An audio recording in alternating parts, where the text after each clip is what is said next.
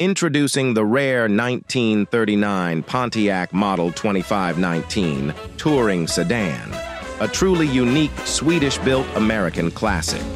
This car stands out not only for its rich history, but also for its timeless features, including the charming retractable turn signals, a stylish sun visor, searchlight, and jazzy dual horns, all in full working order.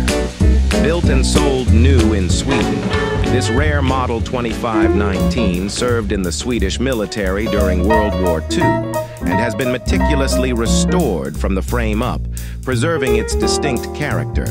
The car boasts a beautiful two-tone green paint job in near-perfect condition with only a few minor chips. The trim and chrome are in excellent condition, and the interior is just as impressive, featuring hand-painted wood grain details done by a professional artist. With a fully restored 6-cylinder engine and upgraded 12-volt electrics, it's ready for the road or your collection.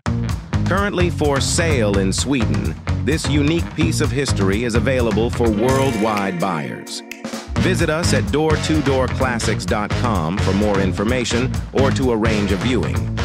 We welcome third-party inspections and offer personalized service and secure transport worldwide.